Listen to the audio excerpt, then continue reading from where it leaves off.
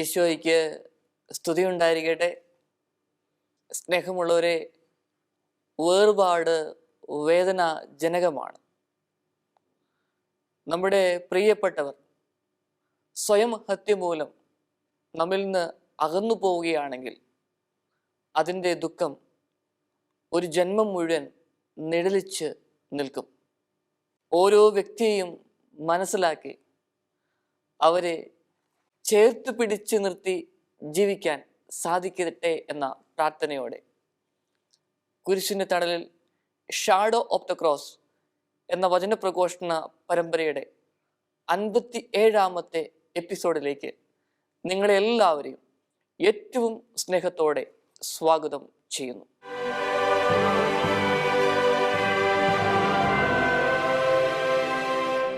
കന്നഡ സാഹിത്യത്തിലെ ഏറ്റവും ശ്രദ്ധേയമായ ഒരു എഴുത്തുകാരിയാണ് ബാനു മുസ്താഖ്. ആ എഴുത്തുകാരിയുടെ ഒരു ചെറുകഥ വളരെ ലോകശ്രദ്ധ ആർജിച്ച ചെറുകഥയാണ്. കന്നഡയിൽ ആ ചെറുകഥയുടെ പേര് അറിയപ്പെടുന്നത് ഹൃദയത നിർധാര എന്നാണ്. മലയാളത്തിൽ ഹൃദയത്തിൻ്റെ തീരുമാനം, ഇംഗ്ലീഷിൽ A decision of the heart എന്ന പേരിലാണ് ഈ ചെറുകഥ അറിയപ്പെടുന്നത്. കുടുംബ ബന്ധങ്ങളെക്കുറിച്ചും അതിൻ്റെ സങ്കീർണതകളെക്കുറിച്ചും വിശദമായി വിവരിക്കുകയും നല്ലൊരു സന്ദേശം നൽകുകയുമാണ് ഈ എഴുത്തുകാരി ഈ കഥയിലൂടെ ചെയ്യുന്നത്. 3 കഥാപാത്രങ്ങളാണ് ഈ ചെറുകഥയിൽ ഉള്ളത്. യൂസഫ് എന്ന് പറയുന്ന സാധാരണക്കാരനായ ഒരു ചെറുപ്പക്കാരൻ, അദ്ദേഹത്തിൻ്റെ അമ്മ, അഖില എന്ന് പറയുന്ന അദ്ദേഹത്തിൻ്റെ ജീവിത പങ്കാളി. സാമ്പത്തികമായി നല്ല ഔന്നിത്യമുള്ള ഒരു കുടുംബത്തിൽ നിന്ന് ആണ് ഈ അഖിലയെ ഇദ്ദേഹം സ്വീകരിച്ചത്. ഇവര് 3 പേരും അടങ്ങിയ ഒരു കുടുംബം സന്തോഷകരമായി മുമ്പോട്ട് പോകുന്നു. എന്നാൽ അഖിലയെ സംബന്ധിച്ചുള്ള പ്രയാസം എന്ന് പറയുന്നത്, അവൾക്ക് കിട്ടേണ്ട സ്നേഹം യൂസഫ് തൻ്റെ അമ്മയ്ക്ക് കൊടുക്കുകയാണോ, അല്ലെങ്കിൽ ആ സ്നേഹം വിഭജിച്ചു പോവുകയാണോ എന്ന പരാതി എന്നും അവളിലുണ്ട്. എല്ലാ ദിവസവും ഈ പരാതി യൂസഫിനെ അറിയിക്കും. എന്നാൽ ഈ അമ്മ വളരെ കുലീനയായ ഒരു സ്ത്രീയായിരുന്നു. ഈ മകളിൽ നിന്ന് തിക്താനുഭവങ്ങളും വേദനകളുമൊക്കെ ഉണ്ടാകുമ്പോൾ ഒരുപക്ഷെ ഭക്ഷണം പോലും കഴിക്കാനായി ഈ അമ്മയ്ക്ക് തോന്നില്ല. അത്രമാത്രം ആട്ടും തുപ്പുമെല്ലാം കേട്ട് ആണ് ജീവിച്ച് വരുന്നത്. എന്നാൽ ഒരു പരാതി പോലും ഈ മകൻ്റെ അടുക്കൽ ചെന്ന് പറയാറില്ല, അവനെ വേദനിപ്പിക്കാറില്ല. ഈ അഖില ആയിരിക്കുന്ന അവസ്ഥയിൽ തന്നെ അവളെ അംഗീകരിച്ചു കൊണ്ടുപോകുവാനായിട്ടാണ് ഈ അമ്മ ശ്രമിക്കുന്നത്. എന്നാൽ യൂസഫിനെ സംബന്ധിച്ചിടത്തോളം അവൻ്റെ വലിയൊരു പ്രയാസം എന്ന് പറയുന്നത്, ഈ 2 പേരെയും ഉപേക്ഷിക്കാൻ പറ്റില്ല. ഈ 2 പേരെയും ഒരുമിപ്പിച്ച് കൊണ്ടുപോകണം. ആരെ സ്വീകരിക്കണം? അമ്മയെ സ്വീകരിക്കണോ അതെയോ ജീവിത പങ്കാളിയെ സ്വീകരിക്കണോ എന്ന ചോദ്യം അദ്ദേഹം നിശബ്ദമായി തീരുമാനമെടുക്കുവാനായിട്ട് ശ്രമിച്ചു. കുറച്ചു കാലം മുമ്പോട്ട് പോയി. വേദനാജനകമായ പലതും കുടുംബജീവിതത്തിൽ സംഭവിച്ചു കൊണ്ടിരിക്കുന്നു. അദ്ദേഹം ഒരു തീരുമാനമെടുത്തു. തൻ്റെ അപ്പച്ചൻ, അമ്മയുടെ ജീവിത പങ്കാളി, നേരത്തെ തന്നെ വേർപെട്ടു പോയ ആളാണ്. അമ്മയ്ക്ക് അധികം പ്രായമൊന്നും ആയിട്ടില്ല. എന്നാൽ യാഥാസ്ഥിതിക കുടുംബത്തിലാണ് അവർ ജനിച്ച് വളരുന്നത്. മറ്റൊരു വിവാഹം നടത്തി അമ്മയെ പറഞ്ഞയക്കുക എന്നുള്ളത് അവരുടെ കുടുംബത്തിന് പറ്റിയ ഒരു കാര്യമല്ലായിരുന്നു. എന്നാൽ ഈ എതിർപ്പിനെയെല്ലാം അവഗണിച്ചുകൊണ്ട് അമ്മയ്ക്ക് പറ്റിയ ഒരു വ്യക്തിയെ യൂസഫ് കണ്ടെത്തി ഈ അമ്മയെ വിവാഹം കഴിപ്പിച്ച് വേറൊരു വീട്ടിലേക്ക് അയക്കുകയാണ് ചെയ്യുന്നത്. അങ്ങനെ നാളുകൾ കഴിഞ്ഞുപോയി. അഖിലയ്ക്ക് അമ്മയെക്കുറിച്ചുള്ള ചിന്തകൾ പതുക്കെ പതുക്കെ വരുവാൻ തുടങ്ങി. ഈ അമ്മ ഈ വീട്ടിൽ നിന്ന് മാറി നിന്നപ്പോൾ ആ കുടുംബത്തിന്റെ വെളിച്ചമായിരുന്നു അമ്മയെന്ന് അഖില പതുക്കെ പതുക്കെ തിരിച്ചറിഞ്ഞ് തുടങ്ങി. നിശബ്ദമായി ചെയ്യുന്ന ജോലികൾ, കാര്യങ്ങൾ ഇതെല്ലാം അഖിലയുടെ മനസ്സിലേക്ക് കടന്നു വന്നു. ചെയ്തതൊക്കെ തെറ്റാണ് എന്ന ബോധ്യങ്ങളിലേക്ക് അഖില എത്തുകയാണ്. യൂസഫിനോട് പറയുകയാണ്, എന്നിൽ കുറവുണ്ട്, അമ്മയെ അമ്മയായി സ്വീകരിക്കാൻ എനിക്ക് സാധിച്ചില്ല, സ്നേഹം വിഭജിച്ചു പോകുമോ എന്ന് പോലും ഞാൻ ഭയപ്പെട്ടു. നമുക്കൊരു കാര്യം ചെയ്യാം, അമ്മയെയും ജീവിത പങ്കാളിയുമെല്ലാം നമുക്ക് കൂട്ടിക്കൊണ്ടുവന്ന് സ്നേഹത്തോടെ ജീവിക്കാമെന്ന്. യൂസഫിന് വലിയ സന്തോഷമായി. അങ്ങനെ അവര് ഒരുമിച്ച് ഒരു ജീവിതം നയിക്കുന്ന ഒരു ചെറുകഥയാണ് ഈ കഥ. ഇനി ഈ കഥ നൽകുന്ന വലിയ ആശയങ്ങളുണ്ട്. ബുദ്ധിമുട്ടുകളും പ്രയാസങ്ങളൊക്കെ വന്നു കഴിയുമ്പോൾ വിവാഹം കഴിപ്പിച്ച് ഇങ്ങനെയൊക്കെ അയക്കുക, അങ്ങനെയല്ല ഈ കഥ നൽകുന്ന സന്ദേശം. നമ്മുടെയൊക്കെ ജീവിതങ്ങളിൽ പ്രയാസങ്ങളുണ്ട്, വേദനകളുണ്ട്. ഞാനും നിങ്ങളുമൊക്കെ ഒരേ ദിശയിൽ ആ പ്രയാസത്തെ നേരിടുവാനായിട്ട് ശ്രമിച്ചു കഴിഞ്ഞാൽ അവിടെയാ പാളിച്ചു പറ്റുന്നത്. എന്നാൽ വേറൊരു ദിശയിൽ ഈ പ്രയാസങ്ങളെയും ബുദ്ധിമുട്ടുകളെയൊക്കെ ഒന്ന് കണ്ട് അതിനെ പരിഹരിക്കാനായിട്ട് ശ്രമിച്ചു കഴിഞ്ഞാൽ അവിടെയാ വിജയം ഉള്ളത്. നമുക്കറിയാം, എൻ്റെ അടുത്ത് സഹോദരങ്ങൾ വരാറുണ്ട്. ധ്യാനമെല്ലാം കഴിഞ്ഞ് ആൾക്കാർ കാണാൻ വരും. അവരിൽ ചിലർ പറയുന്ന ഒരു കാര്യമാണ്, അച്ചോ, ഒരു വശത്ത് അമ്മ, ഒരു വശത്ത് ഭാര്യ, മധ്യത്തിൽ ഞാനുണ്ട്, ഞാൻ ആരെ സ്വീകരിക്കണം, ആരുടെ ഒപ്പം ജീവിക്കണം എന്ന ചോദ്യം. പ്രിയപ്പെട്ടവരെ, നമ്മുടെയൊക്കെ ജീവിതങ്ങളിൽ ഇതുപോലെയുള്ള ക്രൈസിസ്, ഇത് ഒരു മേഖല മാത്രമാണ്. മറ്റു പല മേഖലകളും ജീവിതത്തിലെ ബന്ധങ്ങളിൽ ഉണ്ട്. എല്ലാ വ്യക്തികളെയും അവരെയൊന്ന് മനസ്സിലാക്കുക, അവരെയൊന്ന് ചേർത്ത് പിടിക്കുക, വ്യത്യസ്തമായി ചിന്തിക്കുക, അവയാണ് സൊല്യൂഷൻ. ഇനി നമുക്കറിയാം, ഇതുപോലെ പ്രശ്നങ്ങളൊക്കെ ഉണ്ടാകുമ്പം പല ആൾക്കാരും ചെയ്യാൻ പോകുന്നത് നിശബ്ദമായി കണ്ടില്ല കേട്ടില്ല എന്ന് വെൽക്കുകയാണ് ചെയ്യുന്നത്. കണ്ടില്ല കേട്ടില്ല എന്ന് വെക്കുമ്പം കുറച്ചു നാളൊക്കെ അത് ഒരു ചെറിയൊരു ആശ്വാസം നൽകുമായിരിക്കാം. എന്നാൽ മുമ്പോട്ടുള്ള പ്രയാണത്തിൽ ആ ആശ്വാസമെല്ലാം പോയി സ്ഥിതിഗതികൾ വളരെ വഷളായിത്തീരുന്ന അവസ്ഥയിലേക്കാണ് എത്തുക. അങ്ങനെ വന്നു കഴിയുമ്പോൾ ദൈവം നമുക്ക് നൽകിയ കഴിവുണ്ട്. ആ കഴിവ് ഉപയോഗിച്ച് ദൈവത്തിൽ ആശ്രയിച്ചുകൊണ്ട് ഹൃദയത്തിൻ്റെ നിറവിൽ നിന്ന് ഹൃദയപൂർവമായ തീരുമാനങ്ങൾ എടുക്കാൻ സാധിക്കട്ടെ എന്ന് ഞാൻ പ്രാർത്ഥിക്കുകയാണ്. ഇവിടെ യൂസഫ് എന്ന് പറയുന്ന വ്യക്തി ആ കുടുംബത്തിലെ ദുഃഖങ്ങളും വേദനകളുമെല്ലാം മനസ്സിലാക്കി ആ കുടുംബജീവിതത്തെ ഒന്നുകൂടി ഒന്ന് പുനരുജ്ജീവിപ്പിക്കുവാനായിട്ട് ശ്രമിച്ചു. സ്നേഹം കൊണ്ടും വിനയമായ പെരുമാറ്റം കൊണ്ടും മാത്രമേ നമുക്ക് ഇങ്ങനെ സങ്കീർണമായ പ്രശ്നങ്ങളെ കൈകാര്യം ചെയ്യുവാനായി സാധിക്കുകയുള്ളൂ. എന്നെ കേൾക്കുന്ന നിങ്ങളുടെയൊക്കെ ജീവിതങ്ങളിൽ ഒരു തരത്തിലല്ലെങ്കിൽ മറ്റൊരു തരത്തിൽ വേദനകളുണ്ടെങ്കിൽ ഈ നിമിഷം ഈശോയുടെ കരങ്ങളിലേക്ക് സമർപ്പിക്കാമോ? ഞാൻ നിങ്ങൾക്ക് വേണ്ടി പ്രാർത്ഥിക്കുകയാണ്.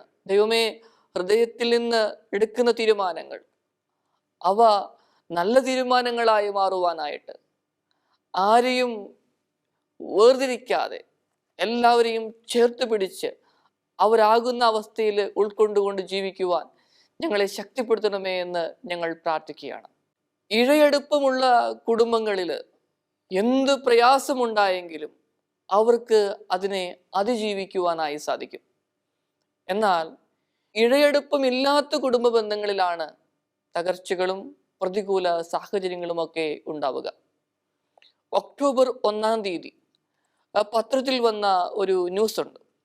അത് നാഷണൽ ക്രൈം റിസർച്ച് റെക്കോർഡ്സ് ബ്യൂറോയുടെ ഒരു സ്ഥിതിവിവര കണക്കാണ്. NCRRBയുടെ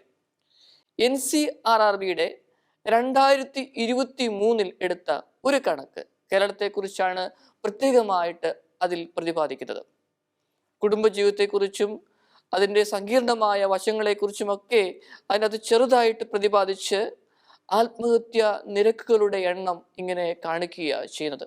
ഈ റിപ്പോർട്ട് അനുസരിച്ച് 2023 1972 വ്യക്തികൾ കേരളത്തിൽ ആത്മഹത്യ ചെയ്തു. ഇന്ത്യയിൽ അത് 1,71,000 പരമാണ് എന്ന് സൂചിപ്പിക്കുന്നു. ശരാശരി 2023-24 ഈ കൊല്ലങ്ങളിലൊക്കെ 10,500-നും 10,750-നും ഇടയ്ക്ക് ആത്മഹത്യകൾ നടക്കുന്നു എന്ന ഒരു സൂചനയും കൂടെ ഈ പഠനം നൽകുന്നുണ്ട്. അതിൽ ആ പഠനത്തിൽ പറയുന്ന വേറൊരു കാര്യമുണ്ട്. കൂട്ട ആത്മഹത്യകളിൽ കേരളം 2ാമതാണ് എന്ന് പറഞ്ഞുകൊണ്ട് ഏകദേശം 17 കുടുംബങ്ങൾ കൂട്ട ആത്മഹത്യ 2023 ചെയ്തതായിട്ടും ഇതിൽ പ്രതിപാദിക്കുന്നുണ്ട്.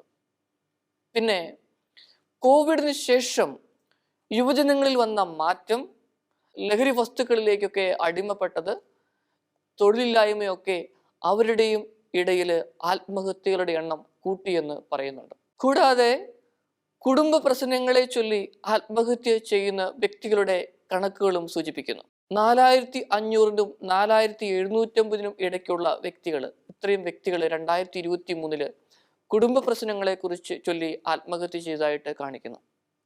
സ്നേഹമുള്ളവരെ, ഈ കണക്ക് വായിച്ചു കഴിഞ്ഞപ്പം എനിക്ക് വലിയ വിഷമം തോന്നി. നമുക്കറിയാലോ, ഈ ദിവസങ്ങളിലൊക്കെ പത്രങ്ങളൊക്കെ തിരിഞ്ഞു നോക്കിക്കഴിഞ്ഞാൽ എല്ലാ ദിവസവും എവിടെയെങ്കിലും ആത്മഹത്യയെക്കുറിച്ച് കാണുവാനായിട്ട് സാധിക്കും. ചിലപ്പോഴൊക്കെ ന്യൂസ് തുറക്കുമ്പോൾ ഇങ്ങനെ കുടുംബത്തോടെ ആത്മഹത്യ ചെയ്ത വ്യക്തികളെ കുറിച്ചൊക്കെ കേൾക്കുവാൻ സാധിക്കും. വലിയ ദുഃഖമാ, വലിയ വിഷമമാ. ഒന്ന് ഓർത്തു നോക്കിയേ, നമ്മളെപ്പോലെ, എന്നെയും നിങ്ങളെപ്പോലെയൊക്കെ ജീവിക്കണമെന്ന ആഗ്രഹമുള്ള വ്യക്തികൾ, കുടുംബങ്ങൾ പകലന്തിയോളം കഷ്ടപ്പെടുന്നു. അങ്ങനെ ജീവിതത്തിൽ മുമ്പോട്ട് പോകാൻ സാധിക്കാതെ വന്നു കഴിയുമ്പം വലിയ മാനസിക അവധിയിലൂടെ കടന്നു പോവുകയാണ്. പിന്നെ ആരും സഹായിക്കാനില്ല എന്ന ഒരവസ്ഥ വന്നു കഴിയുമ്പോൾ അവര് ജീവിതം അവസാനിപ്പിക്കുവാനായിട്ട് തീരുമാനമെടുക്കുകയാണ് ചെയ്യുന്നത്. പ്രിയപ്പെട്ടവരെ, ഓർക്കുക, ആത്മഹത്യ എന്ന് പറയുന്നത് ഒരു നിമിഷം കൊണ്ടെടുക്കുന്ന ഒരു തീരുമാനമല്ല. പലപ്പോഴും പലരും പറയും, അച്ഛാ അത് ഒരു നിമിഷം കൊണ്ടെടുത്ത തീരുമാനം അല്ല. അങ്ങനെയല്ല. പഠനങ്ങൾ കാണിക്കുന്നത് ഇതൊരു അഗ്നിപർവ്വതം പോലെ പുകഞ്ഞുകൊണ്ടിരിക്കുകയാണ്. ഈ വ്യക്തികള്, കുടുംബങ്ങള് മാനസിക സംഘർഷങ്ങളിലൂടെ ഒരുപാട് നേരം, ദിവസങ്ങള്, വർഷങ്ങള് കഴിഞ്ഞു പോയിക്കൊണ്ടിരിക്കുക. ആത്മഹത്യയെ അതിജീവിച്ച ഒരു സഹോദരിയെ എനിക്കറിയാം. ആ സഹോദരി എന്നോട് പങ്കുവെച്ചത് ഇപ്രകാരമാണ്: അച്ചോ, ജീവിതം ദൈവം തന്നതാണെന്നൊക്കെ എനിക്കറിയാം, ജീവിക്കണമെന്നും ആഗ്രഹമുണ്ട്, പക്ഷേ എനിക്ക് പറ്റുന്നില്ല അച്ഛാ. ഒരു 4-5 ദിവസം എനിക്ക് നന്നായിട്ട് ഉറക്കം ലഭിച്ചില്ല. നമുക്കറിയാലോ, ഉറക്കം ലഭിച്ചില്ലെങ്കിൽ വലിയ ബുദ്ധിമുട്ടാണ് നമുക്ക് മുമ്പോട്ട് പോകാനായിട്ട്. തലച്ചോറിൻ്റെ പ്രവർത്തനമൊക്കെ അങ്ങനെ മന്ദഗതിയിലാകും, തീക്ഷ്ണമായിട്ട് പ്രവർത്തിക്കുവാനായിട്ട് സാധിക്കത്തില്ല. പിന്നെ ശരീരമൊക്കെ അങ്ങ് ക്ഷീണിച്ച് തളർന്നു പോകുന്നത് പോലെ തോന്നുന്നു, മനസ്സിന് ശക്തിയില്ല. ഞാൻ ചിന്തിച്ചു, കുറച്ച് ദിവസം എൻ്റെ വീട്ടിൽ പോയി നിന്നാലോ എന്ന്. അപ്പോൾ എൻ്റെ മനസ്സ് മന്ത്രിച്ചു, അത് പറ്റത്തില്ല. കാരണം എന്താ, അവിടെ സഹോദരനും സഹോദരിയും അവരുടെ ജീവിത പങ്കാളിയും മാതാപിതാക്കളും ഒക്കെ ഉണ്ട്. അങ്ങനെ വന്നു കഴിയുമ്പോൾ എനിക്ക് അവിടെ ഒരു ഇടവില്ല. ഒന്നല്ലെങ്കിൽ 2 ദിവസം കഴിയുമ്പോൾ എന്നോട് തിരിച്ചു പോരുവാനായിട്ട് പറയും. അപ്പം അവിടെയും ബുദ്ധിമുട്ടാണ്. ഇനി ജീവിത പങ്കാളിയോടൊന്ന് തുറന്നു പറഞ്ഞാലോ, ജീവിത പങ്കാളിക്ക് ഇതൊന്നും മനസ്സിലാക്കാൻ പറ്റില്ല. എന്തെങ്കിലും പറഞ്ഞു കഴിഞ്ഞാൽ നീ പണ്ടേ ഇങ്ങനെയാണെന്ന് പറഞ്ഞ് എന്നെ കുറ്റപ്പെടുത്തും. മക്കളോട് പറഞ്ഞാലോ, പറക്കമുറ്റാത്ത മക്കളാ, അവർക്ക് എന്ത് മനസ്സിലാക്കാൻ പറ്റും, അവരുടെ കണ്ണുനീര് മാത്രമാണ്. പിന്നെ കൂട്ടുകാരോട് ആരോടെങ്കിലും പറയാൻ ശ്രമിച്ചാലോ, അവർ പെട്ടെന്ന് പറയും, പെട്ടെന്ന് എന്തെങ്കിലും മരുന്ന് ഉപയോഗിക്കുക, അല്ലെങ്കിൽ കൗൺസിലിങ്ങിന് പോകും, അങ്ങനെയൊക്കെയുള്ള ഒരു നിർദ്ദേശങ്ങൾ. അതൊക്കെ ചെയ്യണം, എനിക്കറിയാം. പക്ഷേ പെട്ടെന്ന് എൻ്റെ മാനസിക അവസ്ഥയൊന്ന് അംഗീകരിച്ചുകൊണ്ട് എനിക്ക് മുമ്പോട്ട് കൊണ്ടുപോകുവാനായിട്ട്, എന്നെ കേൾക്കാനായിട്ട് ആരുമില്ല. അങ്ങനെ ഇരുന്നപ്പോൾ ഞാൻ ചിന്തിച്ചു, ജീവിതം അങ്ങ് അവസാനിപ്പിക്കാമെന്ന്. അങ്ങനെ അവസാനിപ്പിക്കുവാനായിട്ട് ശ്രമിച്ചു. പക്ഷേ ദൈവം എന്നെ അതിന് അനുവദിച്ചില്ല, അത്ഭുതകരമായി രക്ഷപ്പെടുത്തിയെന്ന്. പ്രിയപ്പെട്ടവരെ, ഇന്ന് ആ സഹോദരി ഏറ്റവും സന്തോഷത്തോടെ ജീവിക്കുകയാണ്. കാരണം എന്താ, അതിനുശേഷം കുടുംബാംഗങ്ങൾക്ക് മനസ്സിലാക്കാനായിട്ട് സാധിച്ചു, നല്ല ട്രീറ്റ്മെൻറ്റ് എടുക്കുവാനായിട്ട് സാധിച്ചു. ആ സഹോദരിക്ക് തന്നെ സഹോദരിയുടെ മാനസിക അവസ്ഥയെക്കുറിച്ച് മനസ്സിലാക്കാനായിട്ട് സാധിച്ചു. നല്ല ഉറക്കം വേണമെന്ന് അവൾക്ക് തന്നെ തോന്നി. അങ്ങനെ ജീവിതം ക്രമപ്പെടുത്തിക്കൊണ്ട് മക്കൾക്ക് വേണ്ടി, ജീവിത പങ്കാളിക്ക് വേണ്ടി, കുടുംബത്തിന് വേണ്ടി ജീവിക്കുകയാണ് ചെയ്യുന്നത്. ചുരുക്കത്തിൽ എന്നെ സഹായിക്കാനായിട്ട് ആരുമില്ല എന്ന ചിന്തയാണ് ഈ അവസ്ഥയിലേക്ക് നയിക്കുന്നത്. ബന്ധങ്ങളിൽ മുറിവുകൾ വന്നു കഴിഞ്ഞാൽ അത് മുറിപ്പാടുകളായിട്ട് തുടരും പ്രിയപ്പെട്ടവരെ. എന്നാൽ അത് മുറിപ്പാടുകളായിട്ട് തുടരാതെ ആ മുറിവുകളെ ഒന്ന് വെച്ച് കെട്ടി ഉണക്കാനായി നമ്മുടെ സാന്നിധ്യം അത് സാധിക്കുമെന്നുള്ളത് ഉറപ്പാണ്. പരിശുദ്ധ അമ്മ സിഹ്യോൻ മാളികയിൽ ശിഷ്യന്മാരോടൊപ്പം പ്രാർത്ഥിച്ചുകൊണ്ടിരുന്നു. ആ പ്രാർത്ഥിച്ചുകൊണ്ടിരുന്ന സമയത്താണ് പരിശുദ്ധാത്മാവിൻ്റെ വർഷം ഉണ്ടാവുക. സ്നേഹമുള്ളവരെ, അങ്ങനെയെങ്കിൽ കുടുംബത്തിൽ നമ്മുടെ പ്രാർത്ഥനാപൂർവമായ സാന്നിധ്യം തന്നെ മതി. വലിയ ഉപദേശങ്ങളൊന്നും വേണ്ട. ആ പ്രാർത്ഥനാപൂർവമായ സാന്നിധ്യം അത് മാത്രം മതി പലതും സൗഖ്യപ്പെടുത്തുവാനായിട്ട്, ദൈവത്തിന് പ്രവർത്തിക്കുവാനായിട്ട്. പലതരത്തിലുള്ള മാനസിക സാമൂഹിക സംഘർഷങ്ങളാണ് ഓരോ വ്യക്തിയും ഓരോ കുടുംബത്തെയും ആത്മഹത്യകളിലേക്ക് തള്ളി നീക്കുന്നത്. അങ്ങനെ വന്നു കഴിഞ്ഞാൽ കുടുംബത്തിലുള്ളവർക്ക് മാത്രമേ ഓരോ വ്യക്തിയെയും നന്നായി അറിയുവാനായിട്ട് സാധിക്കുകയുള്ളൂ. ചില വ്യക്തികൾക്ക് ആകുലത കൂടുതലായിരിക്കാം. കാരണം എന്താ? ആകുലത വേണം, എന്നാൽ ഒരു പരിധിയിൽ കൂടുതൽ. അതങ്ങനെയായിരിക്കും, അതിൻ്റെ എൻഡ് എങ്ങനെയായിരിക്കും, എപ്പോഴും ഇങ്ങനെ ചിന്തിച്ചുകൊണ്ടിരിക്കും. എനിക്ക് ജോലിയുണ്ട്, ആ ജോലി നന്നായിട്ട് ചെയ്യുവാൻ സാധിക്കുമോ? ആ ജോലിയിൽ നിന്ന് പറഞ്ഞു വിട്ടാൽ എൻ്റെ ജീവിതം എന്തായിരിക്കും? അപ്പം അങ്ങനെ അതുപോലുള്ള, എനിക്ക് പരീക്ഷ എഴുതാൻ പറ്റുമോ? പഠിച്ചതൊക്കെ ഓർത്തിരിക്കുവോ? ഇനി അതിൽ ഫെയിലായി കഴിഞ്ഞാൽ എങ്ങനെയാണ് എനിക്കിന്ന് മുമ്പോട്ട് പോകുവാനായിട്ട് പറ്റുക? ഇങ്ങനെയുള്ള ആകൃതിയുള്ള വ്യക്തികളെ കുടുംബാംഗങ്ങൾക്ക് മാത്രമേ മനസ്സിലാക്കാനായിട്ട് സാധിക്കുകയുള്ളൂ. പിന്നെ വിഷാദാത്മകത, വിഷാദത്തിലൂടെ കടന്നു പോകുന്നവർ, ഒന്നിനും ഒരു ഉണർവുമില്ല, ഉന്മേഷവും ഇല്ല. രാവിലെ എഴുന്നേൽക്കുന്നു, എന്തൊക്കെയോ ചെയ്തു കൂട്ടുന്നു, അങ്ങനെ പോവുകയാ. ഒന്ന് സന്തോഷിക്കാനായിട്ട് പറ്റുന്നില്ല, ഒന്ന് പൊട്ടിച്ചിരിക്കുവാനായിട്ട്, ഒന്ന് പുഞ്ചിരിക്കുവാനായിട്ട് സാധിക്കാത്ത വ്യക്തികളുണ്ട് സഹോദരങ്ങളെ. അങ്ങനെ വന്നു കഴിയുമ്പം കുടുംബത്തിലുള്ളവർക്ക് മാത്രമേ, ഇഴയടുപ്പമുള്ള ബന്ധങ്ങൾക്ക് മാത്രമേ കൂടെയുള്ളവരെ മനസ്സിലാക്കാനായിട്ട് സാധിക്കുകയുള്ളൂ. അങ്ങനെ മനസ്സിലാക്കിയെങ്കിൽ മാത്രമേ ഇവരുടെ വേദന നമുക്ക് കണ്ടറിയാനായിട്ട്, നമ്മുടെ സാന്നിധ്യം അവർക്ക് ആശ്വാസം കൊടുക്കുവാനായിട്ട് സാധിക്കുകയുള്ളൂ. നമുക്കറിയാം, നമ്മുടെ പ്രിയപ്പെട്ടവർക്ക് പനിയോ അല്ലെങ്കിൽ അതുപോലുള്ള എന്തെങ്കിലും അസുഖങ്ങൾ വന്നു എന്ന് വിചാരിക്കുക. ചെറിയ അസുഖങ്ങൾ വന്നു കഴിയുമ്പോൾ തന്നെ നമ്മൾ ഹോസ്പിറ്റലിൽ കൊണ്ടുപോകും, ചെക്കപ്പ് നടത്തും, അഡ്മിറ്റ് ആക്കണമെങ്കിൽ അഡ്മിറ്റ് ആക്കും, അതിനുള്ള കരുതൽ തലോടൽ കൊടുക്കും. എന്നാൽ ഇങ്ങനെയുള്ള മാനസിക അവസ്ഥയിലൂടെ കടന്നു പോകുന്ന വ്യക്തികളെയൊക്കെ സമൂഹം വേർതിരിച്ച് കാണുന്നു എന്നുള്ളതാണ് ഏറ്റവും വലിയ വേദനാജനകമായ ഒരു കാര്യം. എനിക്ക് വിദേശ രാജ്യത്ത് അവിടെയൊക്കെ ആയിരിക്കുവാൻ സാധിച്ചിട്ടുണ്ട്. അവിടെയുള്ള വ്യക്തികളെ മനസ്സിലാക്കാനായിട്ട് സാധിച്ചിട്ടുണ്ട്. അവർ ഈ മാനസിക രോഗത്തെയൊക്കെ ഒരു സാധാരണ ശാരീരിക രോഗം പോലെയാണ് അവർ കാണുക.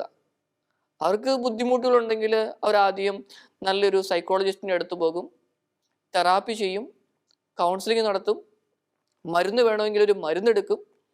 അവർ ജോലിക്ക് പോകണമെങ്കിൽ ആ ജോലി സ്ഥലത്ത് പറയും, ഞാൻ ഇങ്ങനെ മരുന്നെടുക്കുന്നുണ്ടെന്നൊരു ഓപ്പണായിട്ട് പറയും. അപ്പോൾ കൂടെയുള്ളവർക്ക് കുറെ കൂടെ മനസ്സിലാക്കാൻ പറ്റും. അപ്പോൾ അങ്ങനെയൊക്കെ അവരെ കരുതി കൊണ്ടുപോകുന്നവർ. പ്രിയപ്പെട്ടവരെ, ഇതുപോലുള്ള വ്യക്തികൾക്ക് എത്രമാത്രം കഴിവുണ്ടെന്ന് നിങ്ങൾക്കറിയാവോ? നമ്മളിവരെ ലേബലടിച്ച് മാനസിക വൈകല്യമുള്ളവരെന്ന് പറഞ്ഞുകൊണ്ട് അവരെ താഴ്ത്തിക്കെട്ടരുത്. അവർക്ക് വലിയ കഴിവുണ്ട്, അവരിൽ ഒരുപാട് ശക്തിയുണ്ട്, അവർക്ക് മാനസികമായൊരു വ്യതയുണ്ട്, സംഭവിച്ചു. ഇത് മാറ്റിയെടുക്കുവാനായിട്ട് സാധിക്കും. അങ്ങനെ വന്നു കഴിയുമ്പം അവരുടെ ശക്തി നമുക്ക് മനസ്സിലാക്കാനായിട്ട് പറ്റണം, അവരുടെ കഴിവ് നമുക്ക് ഉപയോഗിക്കുവാനായിട്ട് സാധിക്കണം. ഇങ്ങനെയുള്ള വ്യക്തികളൊക്കെ വലിയ സ്നേഹമുള്ള വ്യക്തികളാണ് പ്രിയപ്പെട്ടവരെ.